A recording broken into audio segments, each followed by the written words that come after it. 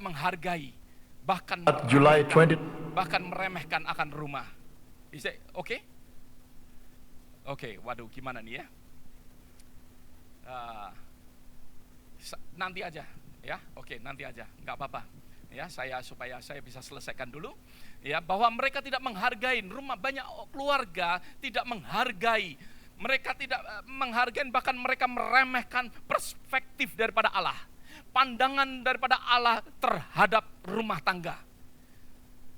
Banyak orang meremehkan akan hal ini. Mereka meremehkan tentang rencana Allah di dalam keluarga.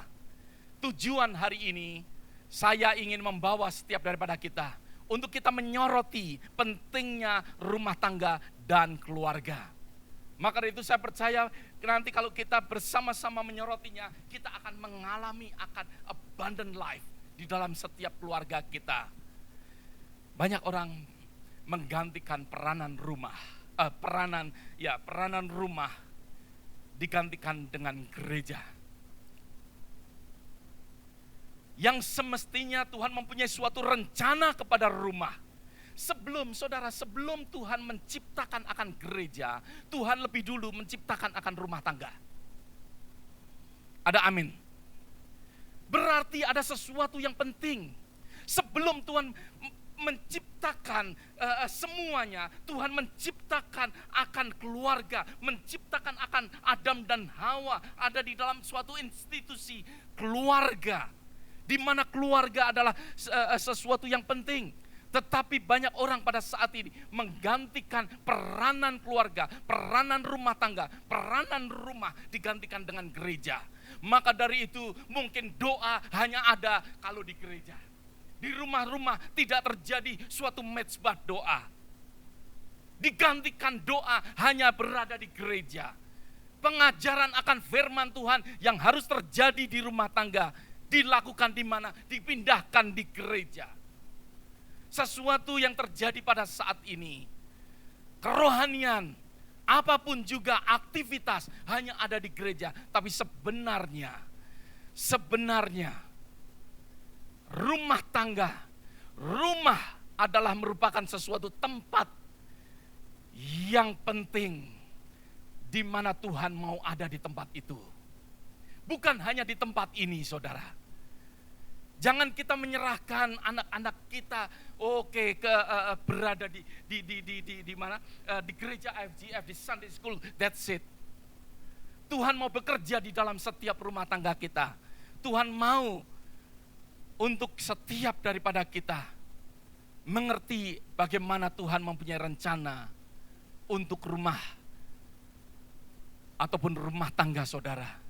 Setiap keluarga yang ada di tempat ini, biarlah benar-benar merenungkan bersama-sama. Banyak keluarga yang pada saat ini kehidupan makin lama, makin peranan pandangan daripada Allah itu makin lama di dalam keluarga Kristen pun makin lama makin merosot. Makin lama makin merosot. Tidak ada sesuatu keimaman di rumah. Padahal firman Tuhan katakan, ya, Tuhan memanggil setiap daripada kita untuk menjadi imam-imam. Imam bukan pada saat kita berada di gereja. Terutama para bapak. Tuhan memanggil kita untuk menjadi imam di dalam keluarga. Setiap daripada kita, Tuhan mempunyai rencana di dalam gerejanya. Kamulah bangsa yang terpilih. Imamat apa? Imamat apa saudara? Yang rajani. Bangsa yang kudus, umat kepunyaan daripada Allah. Setiap daripada saudara dipanggil untuk menjadi imam-imam. Tapi seringkali pelayanan tidak terjadi di rumah, mezbah tidak terjadi di rumah, semuanya terjadi hanya di mana? Kalau ada di gereja. Doa bersama-sama antara suami istri dan anak-anak terjadi hanya di mana? Hanya di gereja. Tidak ada terjadi di rumah. Firman Tuhan mengingatkan kepada kita, bagaimana kita dapat mengalami akan berkat ilahi di rumah kita. Bagaimana kita dapat mengalami berkat ilahi itu ada di dalam rumah kita. Yang pertama saya ingin memberikan kepada saudara. Marilah kita memilih untuk menjadikan rumah kita menjadi rumah Tuhan. Tuliskan saudara, kalau saudara mencatat. Saya tahu banyak daripada saudara yang melakukan mencatat akan firman Tuhan. Supaya hal ini saudara terus bisa mengingatnya. Untuk memilih menjadikan rumah kita menjadi rumah Tuhan. Buka bersama-sama dengan saya di dalam kitab Yosua. Yosua pasal yang ke-24. Kitab Yosua pasal yang ke-24. Yosua pasal 24 ayat yang ke-11 sampai ayat yang ke-15. Mari kita buka bersama-sama.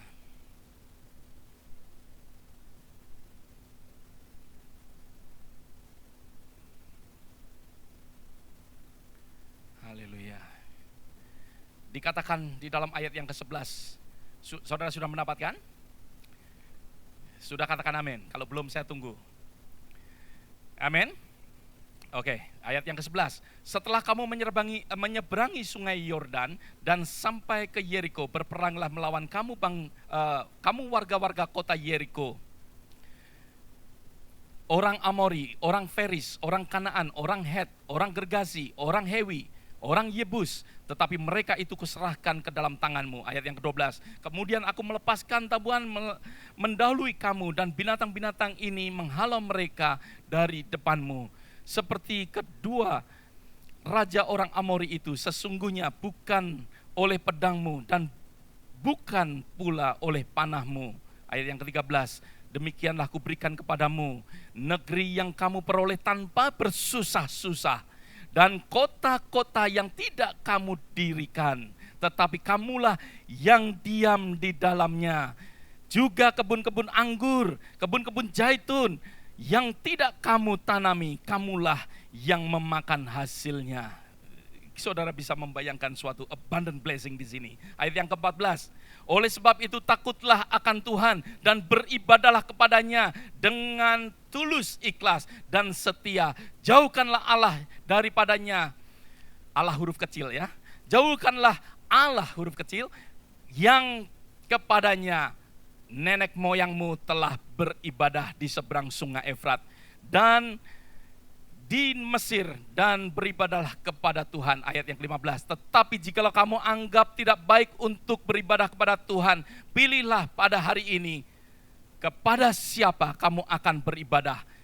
Allah yang kepadanya nenek moyangmu beribadah di seberang sungai Efrat, atau Allah orang Amori yang negerinya kamu diami. Tetapi aku dan seisi rumahku, kami akan beribadah kepada Tuhan. Yosua pada saat dia memasuki untuk menikmati akan berkat yang berlimpah-limpah, dia membuat sesuatu keputusan. Maka dari itu di dalam kehidupan kita, biarlah kita membuat sesuatu keputusan. Keputusan yang Yosua buat, yaitu yang tertulis di dalam ayat yang ke-15, yaitu yang berkata, tetapi aku dan seisi rumahku akan beribadah kepada Tuhan. Yosua memilih untuk beribadah kepada Tuhan, satu-satunya Tuhan, the only God. Bukan Allah daripada orang Amori, Allah-Allah yang banyak, Allah-Allah berhala mereka, tetapi Yosua membuat sesuatu keputusan. Saya percaya Yosua pada saat itu mengalami sesuatu tantangan yang besar. Kalau saudara pada saat ini, hidup saat ini mungkin merasakan bahwa saudara juga mengalami sesuatu tantangan-tantangan di dalam kehidupan sekitar kita. Mungkin banyak pengaruh-pengaruh, mungkin banyak sesuatu ajaran-ajaran ataupun banyak hal yang terjadi yang membuat saudara begitu berat untuk memilih Tuhan. Saya percaya Yosua pun juga berat pada saat itu. Yosua mengalami sesuatu hal yang sulit. Maka dari itu dia katakan, enggak peduli apa yang kamu pilih, kamu mau pilih Allahnya orang Amori, mau memilih Allahnya orang Hewi, terserah saudara. Tetapi aku, dia katakan, tetapi aku dengan seisi rumahku akan beribadah kepada Tuhan. Yosua membuat suatu pilihan. Yosua membuat suatu pilihan. Bagaimana di dalam kehidupan kita? Untuk rumah tangga kita diberkati, apakah kita membuat suatu pilihan? Apakah pilihan kita menjadi pilihan yang benar? Istri Joshua, anak-anak Joshua, mereka tahu kemana mereka akan tuju. Karena Joshua berkata, aku dan seisi rumahku akan beribadah kepada Tuhan. Aku dan seisi rumahku akan melayani Tuhan. Tidak peduli dengan apapun juga. Seringkali saudara, seringkali kita ini takut. Di dalam tantangan yang begitu banyak. Karena banyak daripada mereka percaya dengan Allah-Allah yang lain juga sebelumnya. Saudara tahu bagaimana pada saat Musa pergi mendapatkan 2 loh batu, Ten Commandment, 10 perintah Allah. Apa yang mereka lakukan? Mereka langsung berhala. Amin. Ini orang-orang di sekitar daripada Joshua. Joshua tahu ada suatu tantangan. Sering dalam kehidupan kita juga takut menghadapi orang-orang sekitar kita.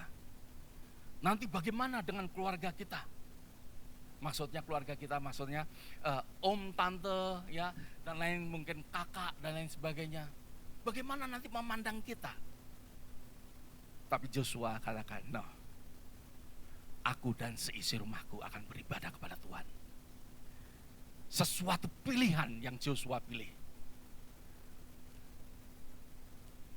Saudara, kalau saudara perhatikan, mungkin kita takut, tapi ayat yang ke-16,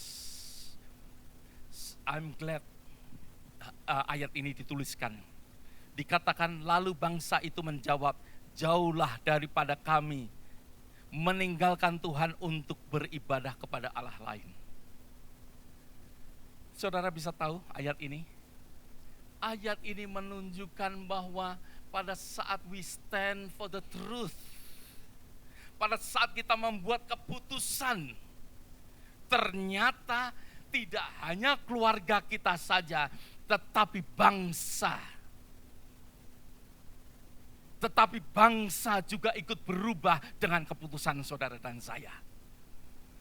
Dengan kita membuat suatu keputusan, maka dari itu saya percaya keluarga Wibowo Pranoto, yaitu keluarga saya.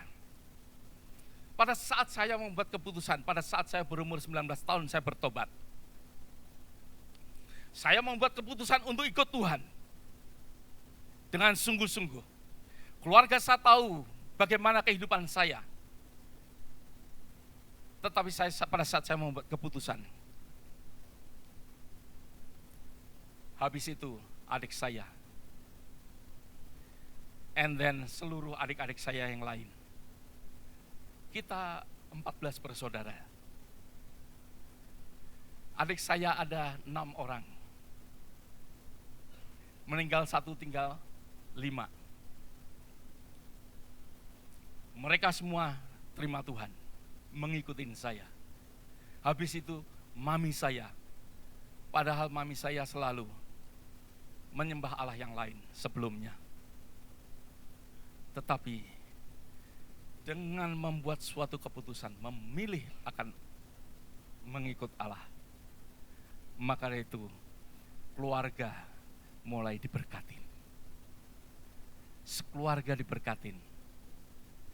Keluarga saya hampir semua menerima Tuhan.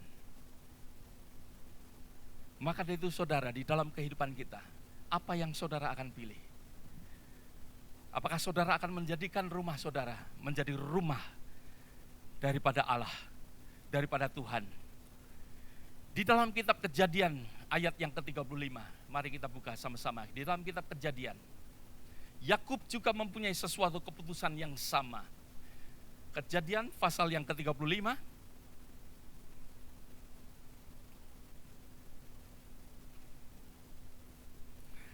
ayat yang kedua sampai ayat yang kelima, dikatakan,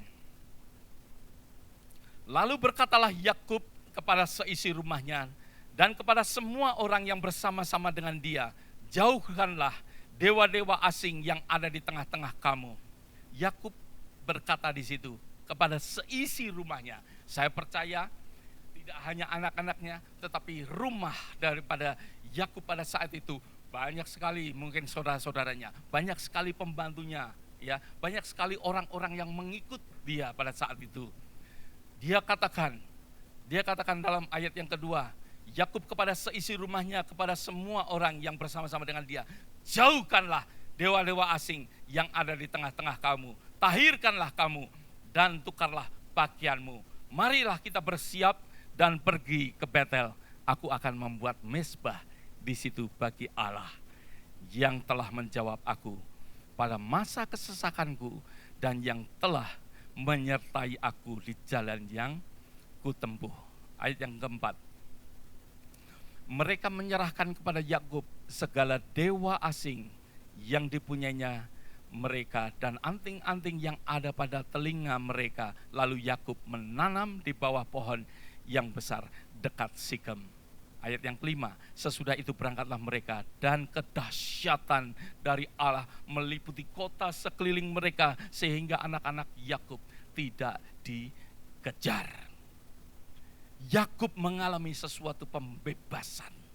Pada saat Yakub membuat suatu keputusan, dia berkata kepada seisi rumahnya, tahirkanlah, puasa untuk Tuhan. Dia katakan, aku akan pergi ke Betel untuk mempersembahkan, membuat altar di situ. Akan membuat sesuatu mezbah. Sesuatu keputusan yang Yakub buat untuk rumah tangganya. Maka dari itu rumah tangga daripada Yakub diberkatin Tuhan. Malapetaka terhindar. Sebenarnya pada saat itu Yakub pada saat dikejar karena anak daripada Yakub menipu orang-orang Sikem. Maka dari itu terjadi sesuatu pertikaian di antara mereka dan Yakub tahu bahwa mereka akan kalah. Yakub akan kalah. Maka dari itu Yakub membuat suatu keputusan. Dia katakan, aku mau untuk seluruh rumahku beribadah kepada Tuhan. Seperti apa yang dikatakan Joshua kepada orang Israel. Dan juga saudara, kalau saudara lihat sekali lagi, keputusan kita, sering kita pikir, ya nanti bagaimana dengan mereka, tapi kita lihat sama-sama. Kita lihat sama-sama di dalam ayat yang ke berapa ini?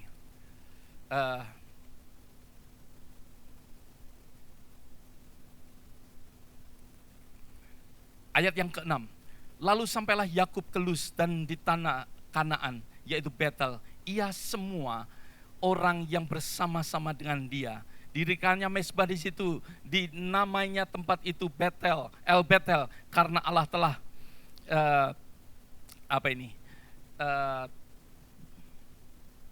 El Betel karena Allah telah menyatakan diri kepadanya di situ ketika ia lari terhadap kakaknya. Ya, di situ dikatakan bahwa orang-orang bersama-sama dengan dia di dalam ayat yang ke-6.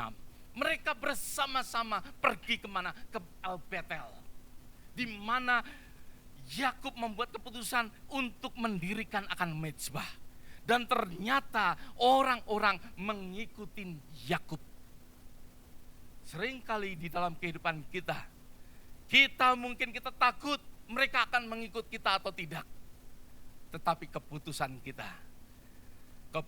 kita ternyata membuat banyak orang untuk mengikutinya. Saya percaya kalau banyak keluarga yang mana benar-benar sungguh-sungguh untuk membuat suatu keputusan bahwa rumah mereka adalah menjadi rumah daripada Tuhan sendiri. Rumah mereka adalah rumah daripada Allah. Maka dari itu saya percaya tidak hanya rumah mereka, tapi saya percaya bahwa orang-orang yang di sekitar kita akan mengikuti akan jejak kita. Bagaimana kita ingin merubah suatu kota? Bagaimana kita ingin merubah suatu negara? mulailah dari rumah tangga saudara. Mulailah dari rumah tangga saudara. Bagaimana kita membuat suatu keputusan, bagaimana kita mau menjadikan rumah kita menjadi rumah daripada Allah. Apakah rumah saudara sudah menjadi rumah daripada Tuhan? Mungkin saudara berkata, ya karena aku orang Kristen. Saudara hanya menjadi orang Kristen, tidak akan membuat rumah saudara menjadi rumah Tuhan. Lebih daripada itu. Lebih daripada hanya sekedar menjadi orang Kristen. Tetapi yang membuat rumah saudara menjadi rumah daripada Allah, kalau saudara sudah mengizinkan Tuhan menjadi kepala di dalam rumah, mengizinkan Tuhan menjadi center yang utama di dalam rumah tangga saudara. Kalau tindakan kita di rumah sama seperti kita berada di gereja, maka dari itu rumah saudara menjadi rumah Tuhan. Ada amin. Bukan kalau kita di gereja seperti malaikat, tetapi kita di rumah seperti iblis. Rumah tangga kita tidak akan diberkati Tuhan. Tetapi kalau kita menjadikan rumah kita rumah Tuhan, berarti kita berada di gereja. Kita berdoa, kita membaca firman Tuhan. Di rumah pun kita berdoa, kita membaca firman Tuhan. Tindakan kita di rumah sama dengan tindakan kita di mana kita di gereja. Sudahkah kita menghargai akan Tuhan lebih daripada benda-benda yang ada ataupun orang-orang yang ada di dalam rumah kita? Kalau kita menghargai Tuhan lebih daripada segalanya, maka dari itu saya percaya rumah saudara menjadi rumah Tuhan. Maka dari itu saya tidak believe, saya tidak percaya kalau kita ini hanya sekedar berkata, kalau saya hanya berkata, saya hanya orang Kristen. Kalau saya hanya berkata, saya pendeta loh, jabatan saya tidak membuat rumah saya. Jabatan saya, sekali lagi saya katakan, jabatan saya tidak membuat rumah saya menjadi rumah Tuhan. Ada amin. Yang menjadikan rumah saya rumah Tuhan, yang tadi saya katakan, bagaimana dengan tindakan kita? Bagaimana kita mengizinkan Tuhan menjadi center yang utama di dalam kehidupan kita? Bagaimana kita melakukan segala sesuatu? Apakah kita berkenan di hadapan daripada Tuhan? Hidup secara demikian saya percaya akan membawa berkat Tuhan berlimpah-limpah di dalam kehidupan rumah tangga kita. Di dalam Mazmur pasal 128, saudara sudah nggak usah membuka, ya. Di dalam ayat yang pertama sampai ayat yang ke-6, Mazmur 128 ayat yang pertama sampai ayat yang ke-6. Inilah berkat yang Tuhan sediakan, dikatakan berbahagialah setiap orang yang takut akan Tuhan, yang hidup menurut jalan yang ditunjukkannya. Apabila engkau memakan hasil jerih payah tanganmu, berbahagialah engkau. Ya. Apabila ayat yang kedua, apabila engkau memakan hasil jerih payah tanganmu, apabila kita ini bekerja, kita akan menikmatinya. Disitulah berkat yang berlimpah-limpah di dalam rumah tangga kita. Ayat yang ketiga, istrimu akan menjadi pohon anggur yang subur di dalam rumahmu. Saudara tahu, istri kita akan menjadi pohon anggur yang subur, bukan subur hanya badannya, amin. Tetapi subur yang akan menghasilkan buah anggur, yang membuat para suami akan terlena mabuk anggur karena istri yang benar-benar diberkati. Saudara, disinilah berkat yang Tuhan sediakan untuk kita. Dikatakan sesungguhnya demikian. Sebelum itu dikatakan juga, anak-anakmu seperti pohon zaitun sekeliling mejamu. Anak-anak kita akan berada di meja kita. Mereka akan menjadi pohon zaitun. Pohon zaitun adalah pohon yang menghasilkan akan berkat. Berkat sukacita anak-anak kita akan menjadi berkat mereka. Kita akan bersukacita. Kita akan sedih kalau anak kita ini tidak bisa menjadi berkat. Tapi kita akan bersuka cita kalau anak kita akan menjadi berkat. Yang keempat, sesungguhnya demikian, diberkatilah laki-laki yang takut akan Tuhan. Yaitu siapa? Para suami. Kalau kita takut akan Tuhan, ya, diberkatilah. Kiranya Tuhan memberkati engkau dari Sion, dikatakan, supaya engkau melihat kebahagiaan Yerusalem seumur hidupmu. Ayat yang ke-6, dan melihat anak-anakmu, damai sejahtera atas Israel. Damai sejahtera atas kehidupan setiap orang percaya. Biarlah kita boleh mengalami sesuatu kebahagiaan yang tertulis di dalam kitab Mazmur pasal 128 1 sampai ayat yang ke-6 ini.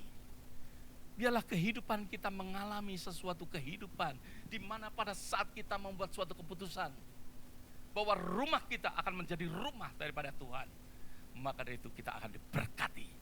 Kita akan diberkati secara demikian. Yang kedua yaitu mempersilahkan. Mempersilahkan akan hadirat Tuhan turun di atas rumah saudara. Di dalam kitab 2 Samuel pasal yang ke-6. 2 Samuel pasal yang ke-6 ayat yang ke-9 sampai ayat yang ke-11. Yang berkata, pada waktu itu Daud menjadi takut kepada Tuhan.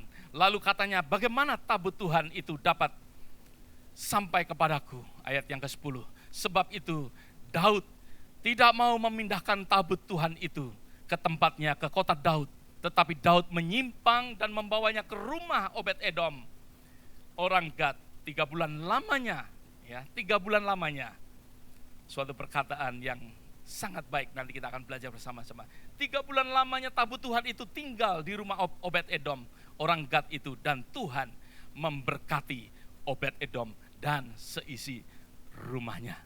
I'm glad pada saat family meeting yang lalu ada seorang yang berkata bahwa saya bersyukur kalau rumah saya dari dulu sudah dipakai, seringkali kita dipakai rumah kita untuk persekutuan. Karena di situ saya percaya seperti Obed-Edom, dia katakan. Seperti Obed-Edom, rumah Obed-Edom diberkati karena hadirat Tuhan. Saya aminkan, karena 2-3 orang berkumpul sehati. Kalau kita membuka rumah kita, nggak hanya di gereja ini saudara. Di gereja-gereja lain banyak sekali para pendeta juga mengeluh bersama-sama dengan saya. Aduh pastor, kok kita ini kadang-kala sama ya pastor. Ya, kita ini mau menjadikan rumah-rumah kita keliling ya, mau doa di rumah siapa, supaya setiap jemaat itu diberkati. Tetapi mereka itu menutup rumahnya pastor. Mereka nggak mau rumahnya untuk menjadi rumah doa. Katanya rumah saya nanti kotor, nanti berantakan dan lain sebagainya. Ya, sering nggak mau membuka akan rumahnya. Tetapi kita percaya akan hadirat daripada Tuhan. Bahwa dikatakan tabut perjanjian itu pada saat Daud takut. Karena tabut itu membawa suatu maut pada saat itu. Sebenarnya bukan membawa maut karena sesuatu yang benar, tetapi sesuatu kesalahan, terjadi suatu maut. Tetapi kalau terjadi sesuatu yang benar, maka itu tabut itu membawa suatu berkat. Rumah Obed-Edom diberkati selama 3 bulan. Rumah itu diberkati. Pada saat kita membawa hadirat daripada Tuhan ada di rumah kita, maka itu jangan takut membuka rumah saudara. Ada amin saudara. Buka rumah kita supaya Tuhan hadir di rumah kita. Supaya apa? Supaya berkat Tuhan itu turun atas rumah kita. Supaya berkat itu mengalir ada di rumah kita. Makin saudara tutup, makin bohoki. Makin gak ada untungnya saudara. Makin gak ada untungnya. Saya banyak bersaksi. Pada saat saya masih tinggal, masih hidup, sama-sama pakai sleeping bag. Tetapi lemari es saya sudah terbuka pada saat itu. Maksudnya, meskipun saya gak punya apa-apa, ya, benar-benar saya pakai sleeping bag setelah saya menikah dengan istri saya. Tetapi lemari es saya buka, berarti apa? Berarti banyak teman-teman hadir. No problem. Gereja ini juga demikian. Banyak sekali di antara kita yang dulu-dulu juga mengalami akan berkat Tuhan pada saat kita membuka akan rumah kita. Biarlah kita boleh diberkati oleh Tuhan, mempersilahkan akan hadirat Tuhan. Dikatakan selama 3 bulan, 3 bulan, suatu saat yang indah di situ dikatakan. Ya, 3 bulan karena saya tahu. Ya, kenapa? Karena ya setiap hari, bayangkan, berkat yang Obed-Edom terima karena adanya tabut perjanjian di situ. Setiap hari mengingatkan kepada dia. Selama 3 bulan, Obed-Edom keluar masuk rumah melihat perjanjian. Aduh, aku harus hidup benar di hadapan Tuhan. Pada saat ingin berbuat sesuatu dosa kepada istrinya, dia ingat, aduh, thank you Tuhan, kau mengingatkan aku. Pada saat mereka makan, melihat tabut ada di situ. Tuhan, terima kasih untuk makanan ini. Ingat Tuhan. Kalau kita ini mengucap syukur, tahu hadirat Tuhan ada di tengah-tengah kita, mengingatkan kita senantiasa, maka dari itu berkat itu mengalir seperti air di dalam rumah tangga saudara. Ada amin saudara. Sebenarnya tabut perjanjian itu apa sih?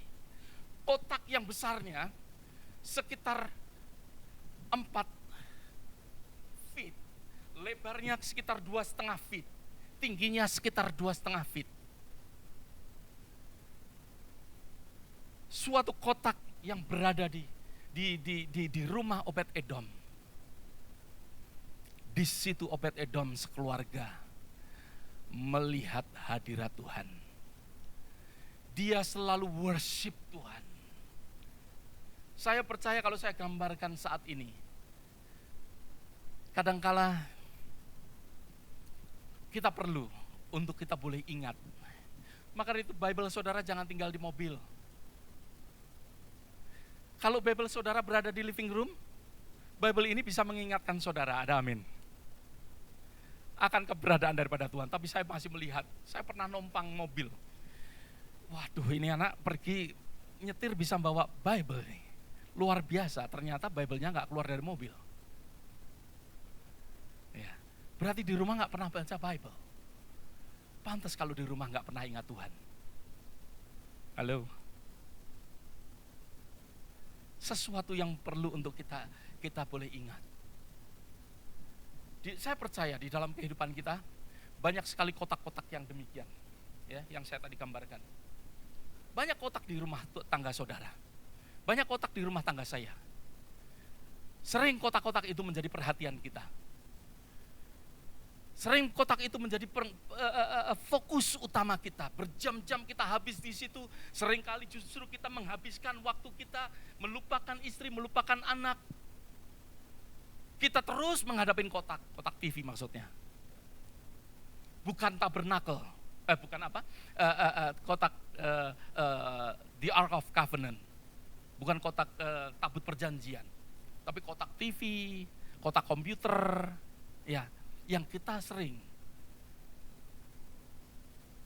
justru tidak membawa berkat, tetapi justru menurunkan akan value-value. Yang mana justru bukan berkat yang ada di dalam keluarga saudara. Bukan berkat, saya nggak against TV, saya nggak against komputer. Rumah saya ada beberapa komputer, ya. Rumah saya juga ada TV. Saya nggak against TV karena saya juga lihat TV. Oke? Jangan salah saudara, ya. Jangan saya nanti dipikir, wah Pak Somi against TV. Saya tidak against TV. Tetapi bagaimana kehidupan kita? Apakah kita, ya, mempersilakan selalu akan hadirat Tuhan? The Ark of Covenant daripada Tuhan itu apakah ada di dalam rumah tangga kita? Apakah ada, ya? Apakah kita mempersilahkan? Seperti Obed-Edom, saya percaya dia mempersilahkan Tuhan duduk di lounge-nya. Ya, kenyamanan daripada Obed-Edom mungkin nggak ada. Tetapi disitulah justru kenyamanan, maksudnya kenyamanan daging. Mungkin tidak ada. Tetapi di situ dia mendapatkan kenyamanan, ya, yang daripada surga sendiri ada di dalam kehidupan keluarga Obed-Edom. Obed-Edom diberkati Tuhan dengan hadirat Tuhan. Maka itu biarlah daripada kita, mari kita mendatangkan akan hadirat Tuhan. Ya, kebaikan daripada Tuhan itu boleh kita nikmati di dalam kehidupan kita. Sebenarnya saudara, the Ark of Covenant itu isinya ada apa saja? Ada 3 di dalam kitab Ibrani katakan. Ada 3 benda yang ada di dalam the Ark of Covenant. Yaitu apa? Pertama, yaitu batu loh, Ten Commandment, yang menggambarkan akan firman Tuhan, yang menggambarkan akan kebenaran Tuhan. Kalau keluarga kita ada sesuatu kebenaran firman Tuhan ada di tengah-tengah keluarga kita, maka itu keluarga kita akan diberkatin Tuhan. Di dalam batu loh itu ada mana, ada guci emas, katakan guci emas yang berisikan dengan mana, yaitu provision daripada Allah sendiri, persediaan daripada Allah. Di situ Allah berjanji kepada kita bahwa Dia menjadi Tuhan, yaitu Tuhan Jehovah Jireh, Allah yang menyediakan. Maka dari itu disitulah mana itu ada di dalam Ark of Covenant. Kenapa Obed-Edom diberkati? Karena di situ ada mana yang tidak pernah habis, yaitu Tuhan sendiri yang selalu memberkati kebutuhan kita. Dan di situ ada tongkat Harun yang pernah berbunga. Saudara nanti buka di dalam kitab Ibrani pasal yang ke-9 ayat yang ke-4. Ya. Bahwa di situ ada tongkat Harun. Tongkat Harun menggambarkan apa? Menggambarkan pimpinan daripada Tuhan. Pimpinan daripada Tuhan, Tuhan mau memimpin. Tuhan akan menjadi panglima saudara. Tuhan ingin menjadi kepala di dalam rumah saudara, yang akan memimpin akan kehidupan saudara semua. Rumah tangga akan dipimpin oleh Tuhan. Saudara akan diberkati oleh Tuhan. Karena Dia sendiri dengan tongkatnya Dia akan menjadi akan melindungi kita. Tongkat itu akan menjadi gada bagi Tuhan, yang akan melindungi akan setiap umatnya. Maka dari itu biarlah kita mengadakan sesuatu hadirat Tuhan, the Ark of Covenant, simbol daripada hadirat Tuhan itu harus ada di dalam rumah tangga kita. Yang ketiga,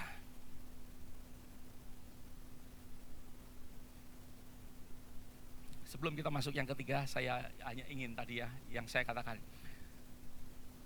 jadikan altar di dalam rumah tangga kita, supaya hadirat Tuhan itu ada dengan hati yang selalu terbuka.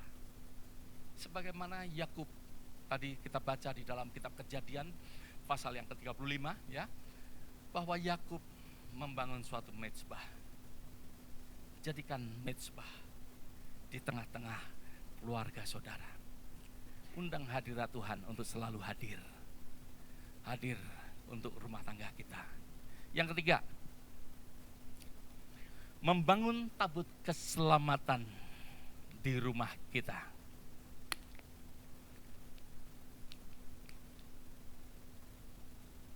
Membangun tabut keselamatan di rumah kita. Ibrani pasal yang ke-11 ayat yang ke-7. Ibrani pasal yang ke-11 ayat yang ke-7 berkata, karena iman maka Nuh dengan petunjuk Allah tentang sesuatu yang belum kelihatan, dengan taat mempersiapkan bahtera untuk menyelamatkan keluarganya. Menyelamatkan keluarganya, garis bawain saudara, bahwa di situ dikatakan Nuh melakukan semuanya, melakukan sesuai dengan petunjuk daripada Allah secara detail, melakukan semuanya, mempersiapkan bahtera untuk menyelamatkan keluarganya. Dan karena iman itu ia menghukum dunia, dan ia ditentukan untuk menerima kebenaran sesuai dengan apa? Dengan imannya. Nuh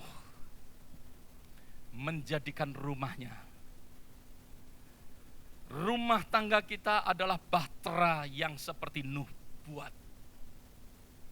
Setiap rumah tangga adalah bahtera-bahtera yang mana Tuhan ingin untuk di dalam bahtera itu terjadi suatu keselamatan. Maka dari itu saya katakan yang ketiga, kita harus membangun akan tabut. Keselamatan itu ada di dalam rumah tangga kita. Make sure anak-anak kita mengalami keselamatan. Beberapa hari yang lalu saya baru saja make sure anak saya. Tuhan ingatkan kepada saya. Make sure anak-anak saya ada di dalam Tuhan. Tuhan ingatkan. Dan I did it. Saya lakukan. Tuhan berbicara akan hal ini. Saudara lihat apa yang terjadi dalam kehidupan Ayub. Kita nggak ada waktu semuanya. Dikatakan setiap anak-anaknya setelah pesta, Nuh make sure, memastikan bahwa anak-anaknya itu hidup dalam kebenaran. Dia mempersembahkan kepada Tuhan. Dia katakan bahwa jangan-jangan anak-anak aku ini berbuat dosa. Maka itu Nuh, Ayub, dia memastikan bahwa anak-anaknya jangan sampai lepas daripada Tuhan. Rumah tangga mau diberkati kalau kita ini menyediakan keselamatan untuk keluarga kita. Make sure istri kita selamat. Make sure anak-anak kita selamat. Pastikan apakah mereka selamat.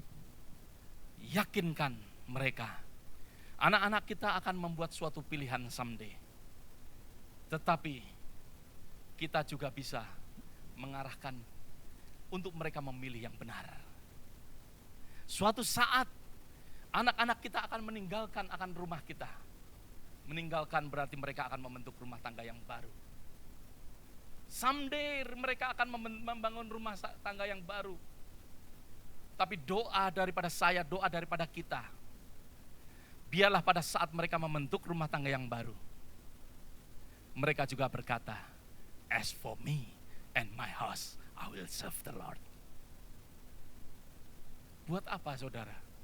Buat apa anak kita bimbing pendidikan tinggi, tetapi mereka enggak melayani Tuhan, enggak cinta Tuhan? It's nothing.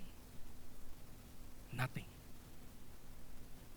Tapi biarlah di dalam kehidupan kita, make sure anak-anak kita selamat.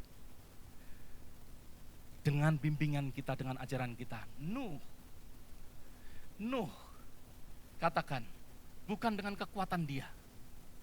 Bukan dengan kekuatan dia membangun bahtera untuk menyelamatkan keluarganya. Tetapi dengan pimpinan daripada Tuhan. Ada amin. Dengan pimpinan daripada Tuhan, setiap keluarga yang ada di tempat ini, dengan pimpinan daripada Tuhan, kita ini bisa membawa rumah tangga kita untuk mereka selamat. Of course, kita nggak bisa menyeret anak kita. Amin. Kesaksian daripada Ibu Sandra last week. Of course, pada saat pengangkatan, Ibu Sandra nggak bisa membawa anaknya. Karena masing-masing pribadi demi pribadi. Of course, kita tidak bisa menyeret anak kita untuk masuk dalam bahtera kita. Tetapi kita bisa mengajarkan mereka. Kita bisa memberitahu mereka, bisa menasehatkan mereka. Jangan sampai pada saat penghakiman engkau tidak ada di dalam bahtera. Ada amin saudara.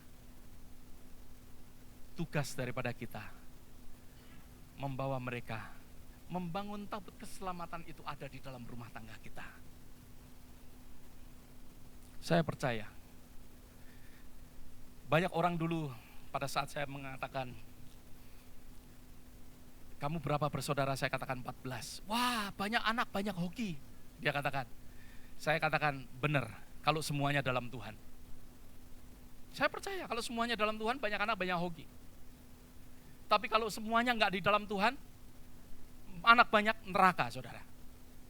Ada amin? Neraka itu, rebutan makanan, ya, bertengkar satu dengan yang lain, ya, bisa food fight, saudara. 14 anak bisa food fight. Tetapi kalau semua ada di dalam Tuhan, semua dalam Tuhan, benar, banyak anak, banyak rezeki. Karena Tuhan memberkati setiap anak. Ada amin. Tuhan memberkati kehidupan setiap keluarga. Maka dari itu biarlah kita, bagaimana kita mengadakan semuanya ini? Kalau kita ini bisa, pertama, meninggikan Tuhan. Meninggikan Tuhan di rumah tangga kita. Kalau kita ini mencontoh akan Kristus, ya, pertama yaitu exalt, 2 example, kita mencontoh daripada Kristus. Karena dia sebagai teladan kita. Menjadi seperti Kristus ada di dalam setiap rumah tangga kita. Yang ketiga yaitu encourage, mendorong untuk kita tetap setia kepada Tuhan. Ada kesetiaan dalam rumah tangga kita. Yang keempat, educate atau ajar anak-anak kita. Pak David selalu katakan, train up a child, train up a child, train up a child. Ajarkan ajaran-ajaran Tuhan. Ada di dalam rumah tangga. Yang terakhir yaitu establish atau tegakkan nilai-nilai ilahi ada di dalam rumah tangga kita. Nilai-nilai ilahi, kebenaran akan firman Tuhan harus ada di tengah-tengah rumah tangga kita. Yang pertama harus exalt, ya, tinggikan dia. Kita mau mencontoh Tuhan, example daripada Tuhan, menjadi sama seperti Kristus, encourage di dalam kesetiaan, yaitu kita educate akan keluarga kita dengan firman Tuhan. Dan yang kelima yaitu tegakkan, establish nilai-nilai, value, God's value harus ada di dalam rumah tangga kita. Mari kita doa sama-sama. Bapak,